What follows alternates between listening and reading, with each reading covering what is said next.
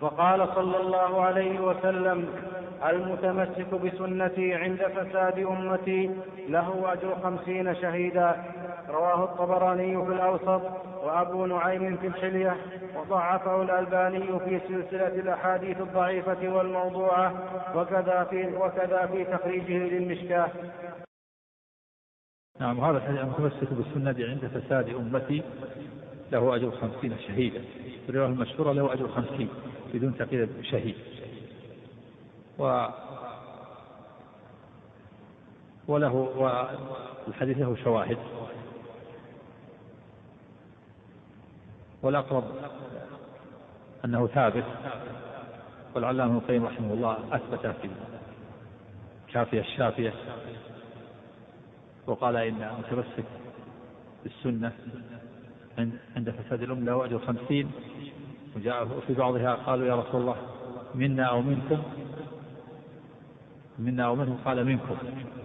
وفي لفظ: القابض على دينك القابض على الجمر، والمتمسك بسنتي له أجر 50.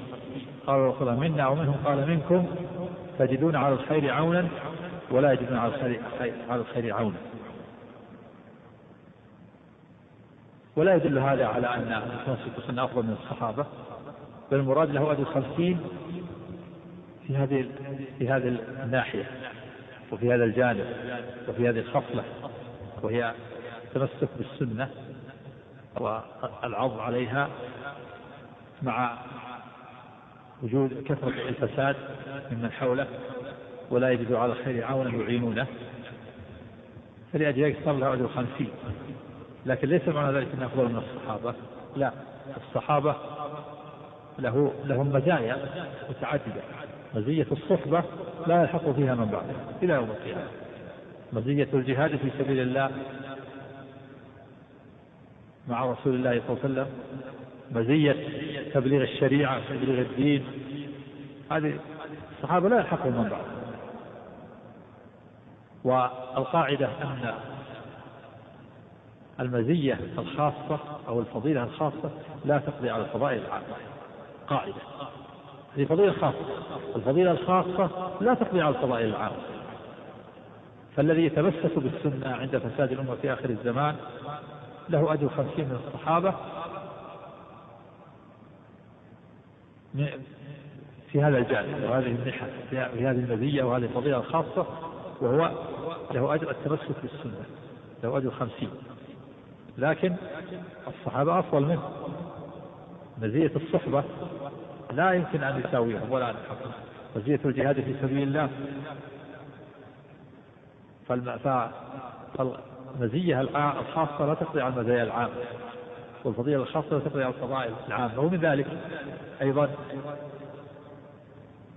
ما جاء في الحديث الصحيح أنه أول من يكسى يوم القيامة إبراهيم عليه الصلاة والسلام. الناس يحشرون يوم القيامة حفاة عراة غرلا.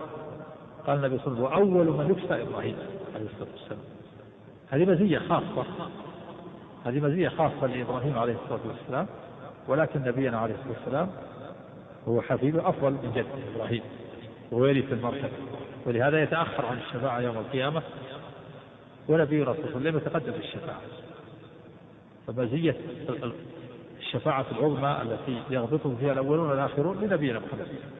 وإبراهيم له هذه المزية الخاصة، وهي أنه أول من يكسى يوم القيامة. وكذلك من المزايا الخاصة لموسى عليه الصلاة والسلام ما جاء في الحديث أن النبي صلى الله عليه وسلم قال: إن الناس يصعقون يوم القيامة، يصعقون يوم القيامة، فأكون أول من يفيق، فإذا موسى آخذ بقائمة من قوائم العرش. وفي لفظ: فإذا موسى باطش بقائمة من قوائم العرش فلا أدري أفاق قبلي أم جزي بالصعقة يوم القيامة. هذه منقبة ومزية لموسى عليه السلام، وهو أنه إما أن يكون صعق أو لم يصعق، فإن كان لم يصعق هذه مزية له، لأن الصعق هو منه النبي صلى الله عليه وسلم.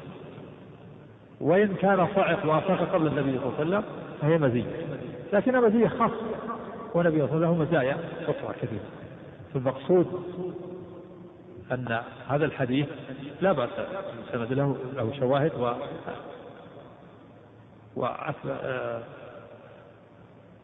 صححه العلامة ابن القيم رحمه الله كان في الشافعي وغيره، ولكن ليس معناها أن المتمسك بالسنة أفضل من الصحابة، إنما معناه كما سبق أن مزية خاصة للمتمسك بالسنة. وجاء في الحديث في اللفظ الآخر وجه ذلك قال تجدون على الخير عونا ولا يجدون على الخير عونا. فالمتمسك بالسنة داخل الزمان لا يجد عونا، والصحابة يجدون عونا، فلهذا صار له أجر 50 وصارت له هذه المزية الخاصة. وفيه الحث على التمسك بالسنة ولزومها عند ظهور البدع والمنكرات، وفيه التحذير من البدع. وهذا وجه كان المصنف رحمه الله بهذا الأثر يحذر من البدع، فإن المتمسك بالسنة بعيد عن البدع. الجهمية والمعتزلة والخوارج والرافضة كل هؤلاء لم يتمسكوا بالسنة، فالواجب التمسك بالسنة والحذر من البدع والمحدثات في الدين. نعم.